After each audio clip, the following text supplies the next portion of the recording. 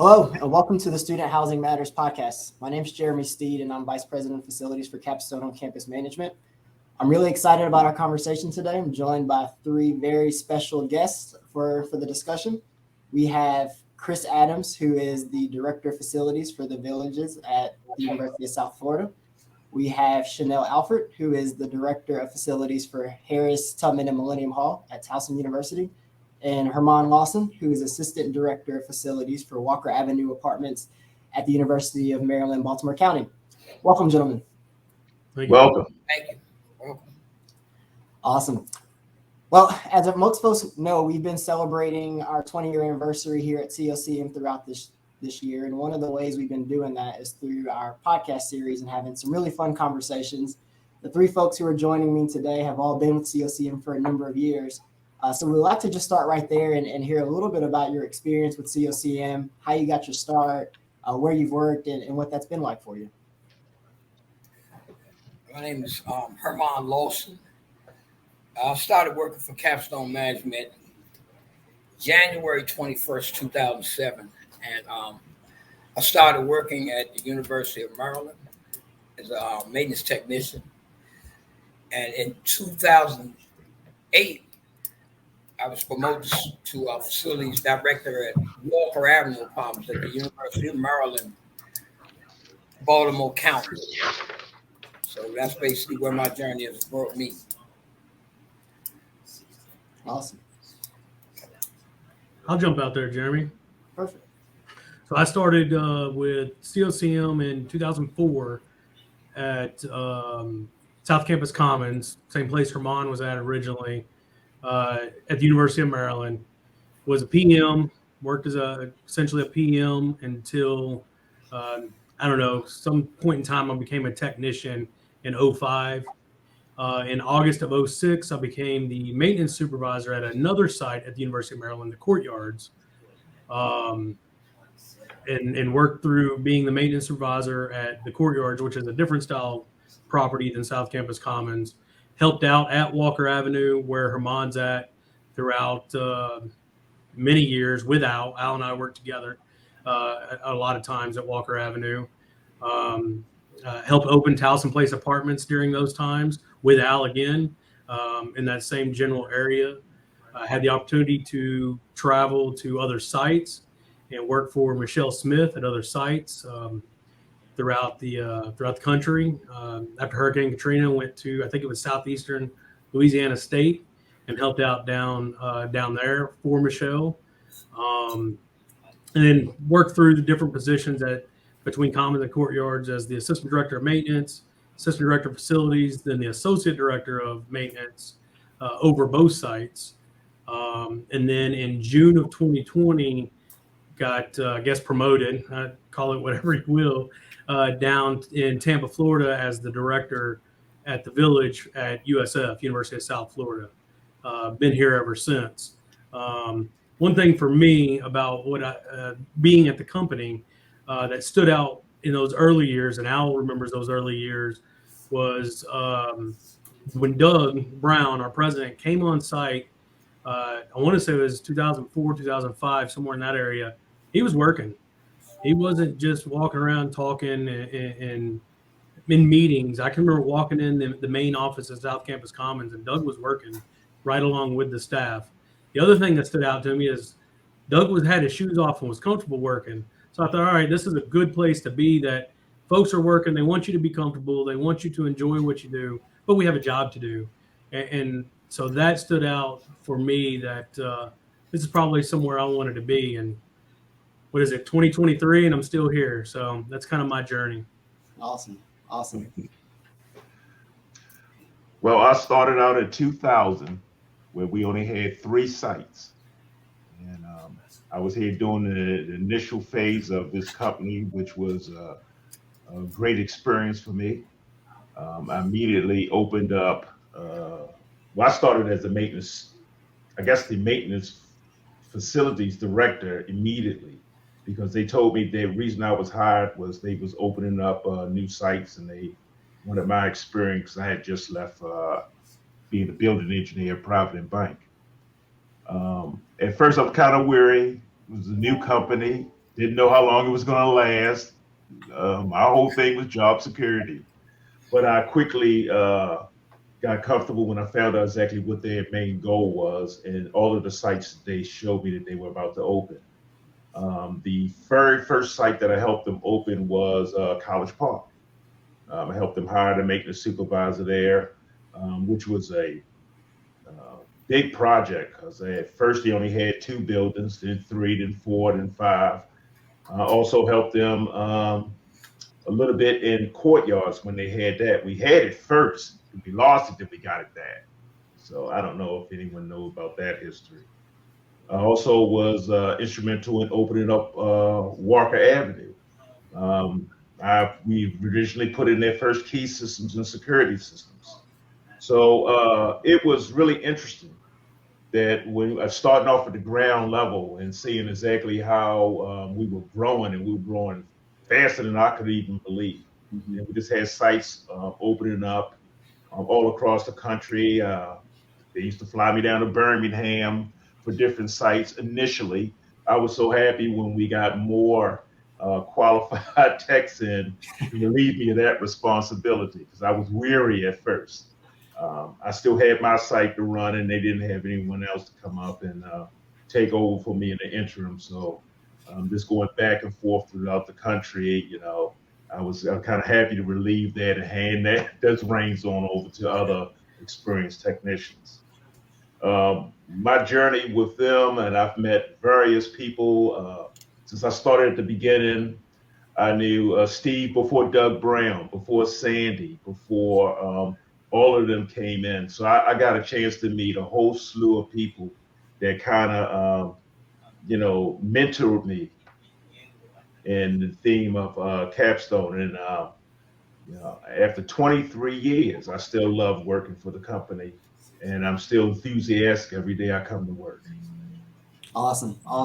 Al, you predate Capstone on campus management a little bit. You're back to the original just Capstone days.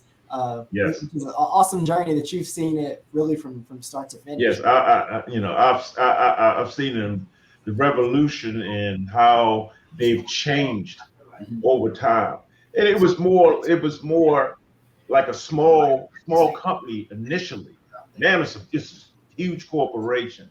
I mean, we didn't have all of these pieces in place back then. Everybody knew everybody. I can pick up the phone and call people at the corporate office, and I knew exactly who all the players was. Now I don't. We got to get you back down to Birmingham again, Asset. Yeah. Awesome. It also sounds like everybody sort of had a little bit of journey where you had some promotions, you moved around a little bit. What was that like working at different places and different roles? How was that experience? I'll jump out there and talk about that. At Maryland, as the PM, you're almost a helper in doing PM work, so you're not as involved, but you see people and people talk to you. So you see the Dougs, the Sandys, Michelle Smiths, all the different, like Al talked about the players. It wasn't as big, so you knew everybody, and they treated you as if it was kind of like Cheers. Everybody knew your name, and that's how you were treated. And then as I climbed up through maintenance tech, maintenance supervisor, the assistant director roles, the associate director roles, I was working with Medco, who was the owner at the South Campus Commons and Courtyards properties. And especially when I got in the associate director role and started working more directly with a lot of the players there, it was interesting on their approach to it, because it was new for me being in that position. And so now you're dealing with financials, you're dealing with insurance, you're dealing with engineering reports. There's a lot of different hats you're wearing on every single day, not just the maintenance tech running work orders or walking buildings looking for deficiencies. You're doing that stuff in addition to the other things. And then you get to working with the university, going to different meetings there and finding out kind of really what their mission is when it comes specifically to the P3 or to what we do.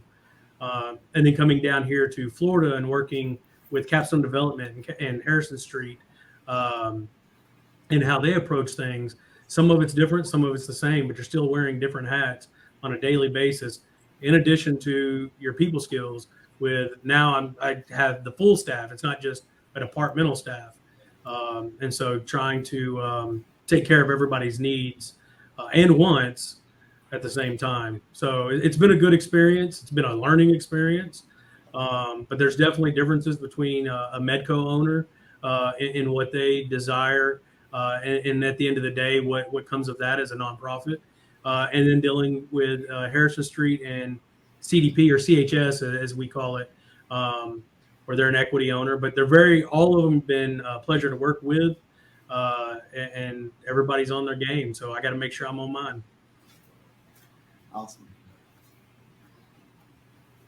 Awesome. Well, we talked a little bit about sort of the rear view look and sort of where everyone started and how you got going with COCM. Curious to hear a little bit about present day now. Things have changed a fair amount just in the world in general, whether it's technology or access or communication styles or whatever it may be. We'd love to hear from your perspective, particularly related to facilities maintenance, how student housing has evolved and how it has shifted your roles and your responsibilities. Yeah, I'll talk about that some. I mean, what I've really enjoyed about working here, what I've seen change over the years, my relationships with working with students. Because when I first started working at Walker, they didn't really have an on-call program. For say they had one student worker here, and I just worked by myself for the first year, and then I did hire on another maintenance tech, but it still really wasn't enough.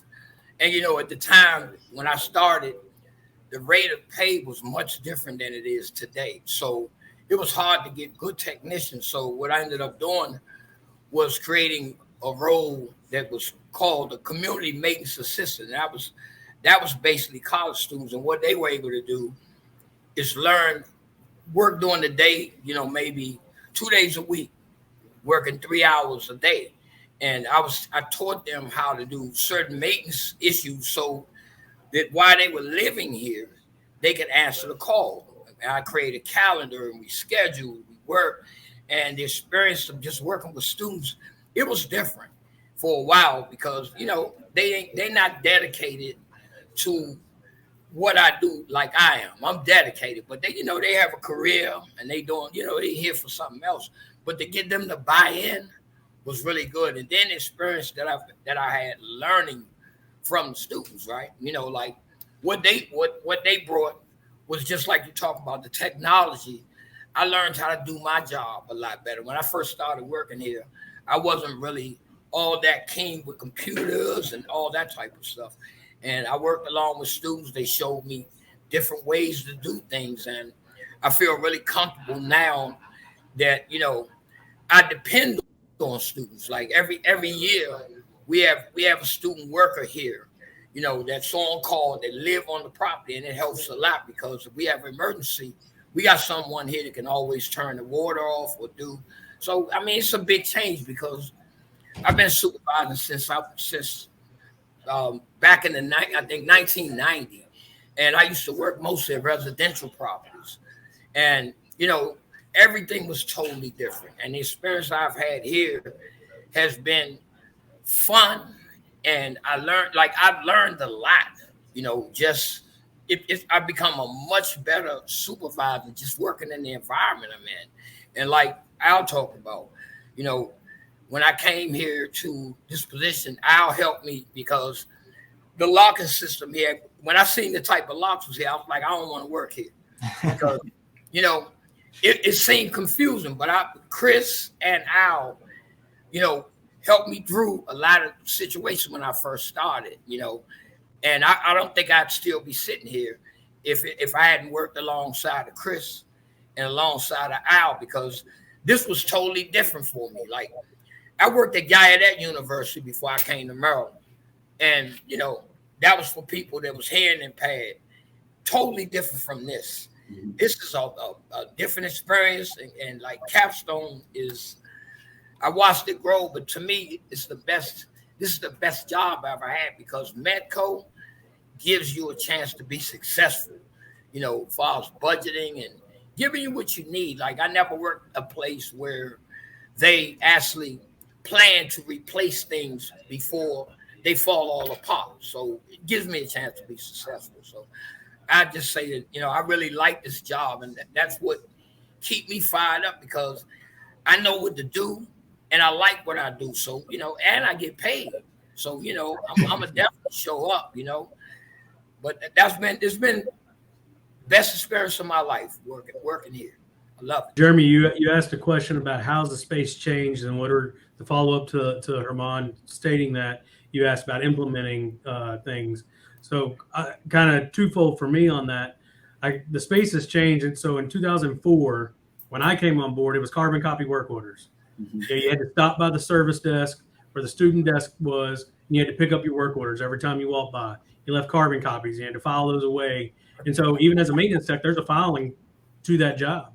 Mm-hmm. Then if there was a follow-up, you had to go back and try to find the old carbon copy and kind of track that down. And then we went to a couple of different systems, and now we're on different work order systems that help. So it goes kind of to the computer aspect that Herman's talking about. So we all had to grow on the technology piece, even though we're skilled technicians out in the field, as we were coming up through this. And with that, things change. So like appliances, now you almost need a laptop to plug into an appliance just to figure out what's wrong with it. I mean, that's the direction a lot of things have gone, is computer boards, where you used to be some push buttons, some analog switches. Not anymore. Everything has moved forward. It has advanced with times. And so we have to stay on top of that, not only for ourselves, but for our teams. So we have to find a way to get them education or training at the same time of educating and training ourselves to advance with technology on just something as simple as an appliance, air conditioning, stuff of those, that the mechanical things that we deal with, all advanced. So it comes back to the computer stuff that Herman's talking about. And then, implementing things at our sites. I've seen I've worked for a lot of different directors and assistant directors and associate directors over my 19 years, and I've seen the good and the bad. And so I know of my opinion of what good and bad is. So I knew when I got the opportunity to become a director how I was going to treat my staff and implement things that could be beneficial. And I had some very good examples of that in College Park, on how we should listen to folks and move forward. And that has really helped me here, where I have a low turnover rate. And I do a lot of things to motivate the staff. But we all want to pay our staffs more. And unfortunately, that's just not the way the world works. So what are things we can do? So is it training on the appliances? Is it training on the HVAC, so that those guys that have antiquated skills from apartment complexes that maybe haven't updated, how do we get them on board with what we're doing and set them up for their future, whether it's with us or somebody else? And something I have learned over my time in general is it's not always about the money. Yes, we all want more money, Right. but folks want to feel that they know what they're doing and they want to feel appreciated. So a simple thank you. I try to remember to tell my team, thank you every day. I'm not perfect. I try to remember to tell folks thank you. And almost to a point where they're probably tired of hearing it from me, to be honest. But that's how you can't implement anything if you don't have buy-in from the frontline staff. So they have to understand what you're trying to do, what the end goal is. So I have very open meetings with my staff here at USF about the direction, why we're going in this direction. Heck, I've had budget meetings with custodians, so they understand why the budget is the way it is. Why do we do a pizza party? Pizza party is cliche in the maintenance world. Everybody gets a pizza party. So I sat down with them. I bring all 19 custodians in, and we sit down and have a conversation of why we're doing a pizza party, and I can't give you this dollar raise or whatever. I break down the cost of pizza for 20 people compared to, all right, if I broke that down over 2,000 hours for everybody, what does that look like? And then they get it. It's just treating them the way you want to be treated, and explaining everything. Same with turn. My turn started May 5th. We turn all summer long, multiple turns. I've been meeting my staff since October, November. So they are aware of what's coming, when it's coming, how much is coming, the pressures that are coming, who's the expectations of not just me, but of COCM, of CHS, of USF. I try to be an open book. And that wasn't always the case throughout my time. And so I had a director that was the case with me. She was a very open book on every step of the way. And I wouldn't necessarily be where I'm at had she not been that open book, to allow me to learn new things like the BVR. Most folks don't get the opportunity to work on the BVR and maintenance. I went to her and asked, so she let me start working on the BVR. That helped me get here because I directly deal with financials every single day. And I meet with my staff. I meet with my leadership staff every month when that BVR comes out. Here's where we're at financially in every single category. So to implement things, when I come to them and say, look, how are we going to move forward if we want to change whatever mop head we're using? Why are we changing it? How does that benefit the team? Let's get the team involved. And that has worked for us to the point where they throw potlucks and invite us. Yeah. The team themselves throw potlucks, and they threw a Father's Day potluck, and I didn't even know it. And they demanded that I came to the potluck. I was like, no, that's y'all's time. It's your lunchtime. I don't, nobody wants to eat with the director. And they're like, no, you have to come down. And it was Father's Day, and it was a big deal. They wanted me to take pictures. They want to take pictures with me. It was a whole to-do that they set up. So in my mind, I got to be doing something right with my leadership team, because it's not just me. Without my maintenance supervisor, my custodial supervisor, my assistant director, it's not going to happen. So I don't know if I answered your question. The other thing that I've seen space changes, I know I'm talking a lot now, I'll give you a chance, is the social areas have changed. So in College Park, there wasn't a ton of social areas. There was a couple of lounges. You have couches and whiteboards. Well, this building here is, some of the buildings are 5 years old, some of them are 6 years old, is we have TVs in every social space that are set up with sound bars. And so in one building, I might have 10 social spaces with 10 TVs, sound bars. They can hook up their video game system. We have the cords there. They just got to plug it in. There's intentional seating to make people kind of look at each other so they talk. There's areas to plug in phones or laptops or devices, which is completely different than what maybe something that was built in 2000 wasn't necessarily built around that. It was more, in my opinion, more built around what's in the unit, not what's in the building. And what I'm learning is, and going to conferences, it's more about what's in the building, because the desire is to get students socializing, not just stuck in their unit. And I think that was different in 2000 era, 90s and 2000. I mean, these rooms here are way better than the dorm rooms I was in when I was in college. Cinder block walls and dressers screwed to the wall, like you weren't moving anything. It's a whole different aspect. And so I think it's changed to push folks into those buildings, push folks to have study groups, to enjoy each other's company, because you're here 9, 10, 12 months out of the year. Get involved. And if you don't want to get involved throughout campus, at least get involved in the building you're in. Listening to you guys talk, and you're all saying phenomenal things. I think there's sort of one key word that sort of jumps out to me, though, and it's care, right? So as you all have talked, you talked about care for your building, talked about care for the students, you're talking about care for your staff, and it's sort of at that human level. It's more than just showing up and doing the job, but it's actually caring for them as people to make sure they're getting what they need, making sure the service you're providing allows the students to have what they need to be successful. And I think that care is what made you all so successful in your roles and allowed you to maintain and persist with us and continue to show up and be energized every day. Yeah, that's true. You gotta make people feel valued. Like one thing I always make my staff understand, I'm not your boss. We just human beings, and we all work for a team, and my role is just different. Like right now, they waiting for me to finish this podcast so I can order lunch, because I'm buying them all lunch today. Like I do a lot of things with them because they not objects, like we all people, and we all got the same goal. We just trying to take care of families and different things like that. And you'd be surprised, like when you ask somebody how they doing, because people go through things. And like if somebody having a bad time at work, I want to know I question them, hey, you all right?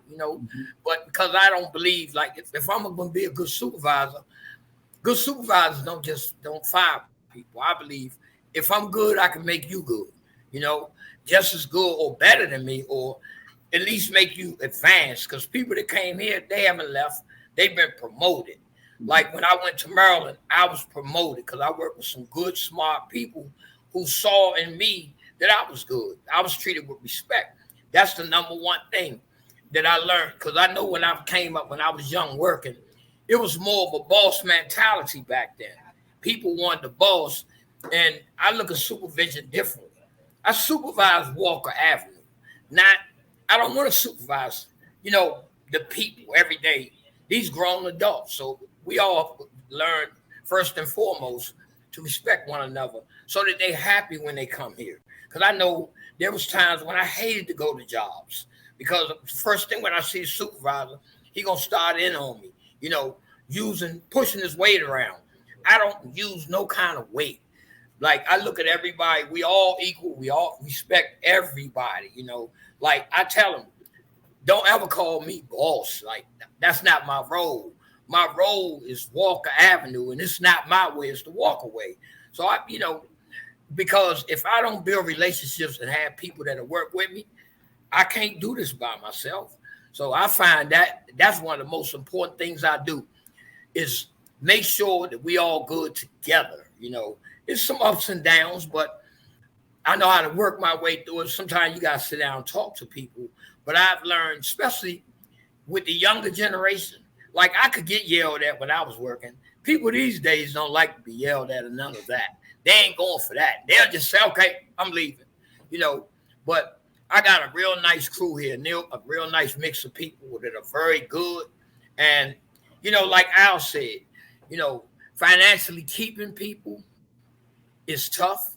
But people, like I know for me, money, like Chris say, money ain't everything. I love it working here. People tried to get me out this seat. I don't want the headache. I got peace here.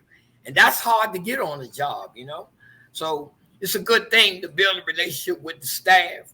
So we all cool and happy, we can work in a peaceful environment. But we all know we have to do a good job because we have to live up to the standard that Capstone wants to live up to. And Walker, all these places where Chris at, Townsend, these are the Capstone's top places because they gotta be. They got the top dogs working there. So we like to show off in a way where we like what we do, and work. So that's something that I really like about being here because I like coming here. So, I enjoy coming to work every day. I got to work, so I didn't hit the lottery last night. So somebody in Florida hit $1 million. It wasn't me. I enjoy coming to work, not necessarily for the work, but for the people. When you walk through the buildings and you see folks smiling and they're busting their tail cleaning, I'll tell my custodians in a heartbeat, you're the most important people here. It's not me. Right. Unfortunately, it's not the VP of housing. It is the custodians, because if we can't provide a clean facility, they're not going to come in and see if the air conditioner's working. So the maintenance guys don't even play a role in that. That is custodians, and they're busting their tail cleaning over 1,000 units for our turn. We don't contract that out. 19 people do it. That's right. And so they're working hard, and they're still smiling. That makes me smile. I appreciate that. You come in, you got maintenance guys. We have over 1,000 units. 5 maintenance guys are painting this facility. We don't have anybody else. Over 1,000 units. They're busting their tail. Those are the guys that are doing the work. I'm in here doing financials, doing a podcast. They're out there painting 5-6 rooms today. And I'm in here enjoying the AC with you guys. Now, they're in the AC too, but they're still working hard, and I'm not. But I do enjoy getting up. I enjoy coming in here to see the students, the university staff, talking with ownership. Ownership keeps me on my toes. That's their job. They want to know what's going on with their facility that I'm maintaining. And then mechanical things happen, and so that keeps you on your toes. But, I got over 700 sick leave hours. Been here 19 years, got over 700 sick leave hours. Just don't call out. Wow. Something I just get up and come to work. I enjoy it. Wow. I'm not driving an hour and a half like I did in Maryland. I'm driving 30 minutes. So, I get here and it's time to roll. And I have a great team. I told them I'd call them out. So John Burwell, Hanka, and Charles, y'all doing a great job. And that's my leadership team. And they're doing a great job keeping the staff going. And the staff are providing a great facility so our students can focus on that diploma that Al talked about. Because that's what the university has over us. Yeah, I think that was a good idea to shout out the employees. I want to shout out my guys. Absolutely. Bill Painter, Jarrell, the AC guy. Like right now, he more important than me around here because there's some hot folks who get to call him, right? And then I got my PM tech, who's Fareed Burks. So I got those three people behind me right now. So they all play important roles right now. We right in the middle of the turn, and we getting at it. We really getting at it. You all talk about your teams, and I don't think it's by happenstance that you have such strong people working for you. Again, it's the respect that you give them, and they're giving the respect right back. But I think we all sort of grew up and heard, right, to get respect, you got to give it first, and you all are respecting the folks who are doing all the hard work for you. They're giving it right back, and that appreciation definitely shows in the fact that you've had folks with you for so long, and that you've been able to promote folks. And I've been around a number of the folks who work for you guys, and I hear it firsthand how much they respect you and how much they enjoy working for you. So we really appreciate all you guys are doing for us in that regard as well. Al, everybody gave a few shout outs. I just want to give you the opportunity if you want to give a few shout outs for your team as well. Yeah, I'd like to give a shout out to my maintenance techs, Wallace, and my lead maintenance tech, Jackie. Well, housekeeping staff is contractors, so they're not here. All of the students that's working for me, my assistant facilities office assistants, I have 2 of those, and a slew of other people that I can't quite think of all of their names right now. But I like to definitely thank them for all of the hard work that they do and continue to do. Also, I like to give a shout out to my director, Right. who is definitely supported all of my crazy type ideas and has a standard in my way. And that's one thing I can say, that I've had nothing but great directors since I've been here.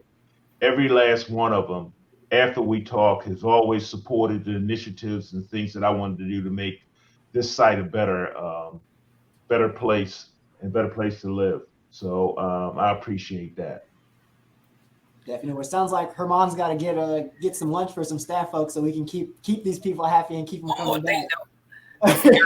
One more person I got to shout out is Greg Capici, my manager, my director, man. Like, that's my partner right there. We work side by side with the money, the numbers, and without his support. And, he's made me a much better supervisor. So I definitely want to speak on him. He's the best manager I ever worked with. Hard sometimes, get on my nerves, but really smart guy, man. And like, you couldn't have a better person supporting you when you're doing something than him. So, Jeremy, I want to say one last thing for me, unless you got other questions, is how important COCM is to my family, not necessarily my work family, my family at home. My wife and I went to high school together, all of those things. I've been here 20 years. My wife will have been with COCM 17 years. So both of us work for COCM for a very long time. That's how important this company means to us, how important they are to us and what they mean to us. So Misty, I love you. Great job. He's a cool guy. You should just keep adding to the shout outs, man. No, that's awesome, man. I really appreciate you guys hopping on and sharing your experience with us. I really enjoyed listening to just the respect you all have for each other as well, and the admiration and the years. These guys are amazing. Have worked together. It shows, and again, just appreciate, but really admire and enjoyed hearing that piece of the conversation. Also, how much you've learned, how much you respect each other, how much you enjoy working together. So we appreciate everything you guys do for us. We appreciate all the service for COCM, the way you're maintaining your buildings, and for really helping us set the standard in the facilities maintenance space. So thanks for joining the podcast. I want to thank everybody who joined in to listen. Appreciate all your time. Wish you all the best. And until next time, everyone take care. All right, Okay. thank you. Thank you. Yo. All right.